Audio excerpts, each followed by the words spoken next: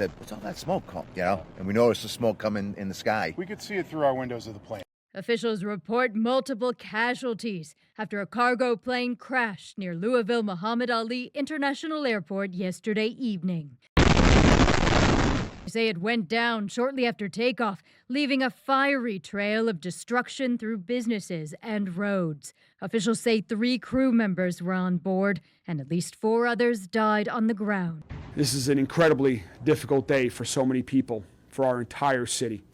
And once again, we'll be praying and doing everything we can to support the families, the friends, everyone who has been impacted this. Officials say the aircraft is an MD-11 freight plane owned by UPS. UPS asked me to convey the same message this evening.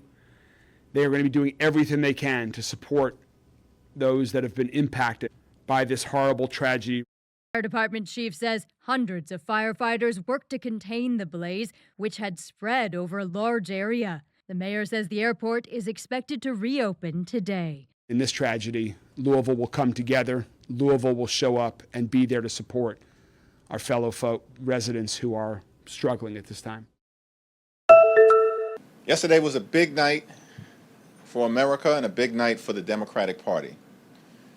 As candidates across the country, up and down the ballot, decisively defeated MAGA Republicans in an extraordinary rejection of the extremism that the American people have been experiencing since day one of Donald Trump's presidency, and an embrace of the Democratic vision to make life better for everyday Americans. This was a very strong repudiation of Trump.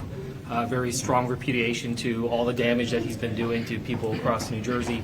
People want leaders that are focused on affordability, their own lives. Instead, Trump's making it so much worse, whether that's terminating the Gateway Tunnel project, 800,000 people in New Jersey not getting food assistance, the 174% increase in healthcare costs that many New Jerseyans are facing. So I took away a crystal clear message from election. I take the issue of anti-Semitism incredibly seriously. And last night in my speech, I spoke about how my city hall will stand steadfast with Jewish New Yorkers in fighting the scourge of anti-Semitism across the city and making that clear in the actions that we deliver on from January 1st. And I look forward to working with Jewish leaders across this city, whether they be elected officials, whether they be rabbis, whether they be community leaders, to deliver on the promise of not just protecting Jewish New Yorkers, but celebrating and cherishing them in this same city. El presidente interino de Perú, José Gerí, le dijo a CNN que mantuvo la cordialidad con México hasta donde se pudo, luego del anuncio de la ruptura de relaciones diplomáticas con ese país por dar asilo a la expresidenta del Consejo de Ministros, Betsy Chávez.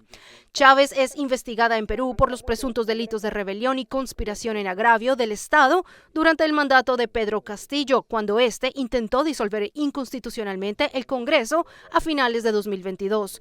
Chávez rechaza los señalamientos. La marca china de moda pasajera Shein inauguró este miércoles en París su primera tienda física en el mundo. Los clientes ansiosos por entrar hicieron fila desde temprano. Shein se instaló en uno de los almacenes más famosos de París, BHV. Sin embargo, la gran inauguración ha estado rodeada de polémica. Algunas personas han protestado contra la moda desechable y ultra barata de Shein. También por la venta de muñecas sexuales con apariencia infantil, por lo que el gobierno francés inició este miércoles los trámites para prohibir la página web francesa de la compañía. En un comunicado este lunes, Shein dijo que había prohibido la venta de dichas muñecas. Director James Whale established the images of the mad scientist and the monster with 1931's Frankenstein and 1935's Bride of Frankenstein, both starring Boris Karloff as the creature. The most dreaded creation of man. The monster of Frankenstein stalks again. Lon Chaney Jr. took over the role for The Ghost of Frankenstein in 1942 and Frankenstein Meets the Wolfman in 1943.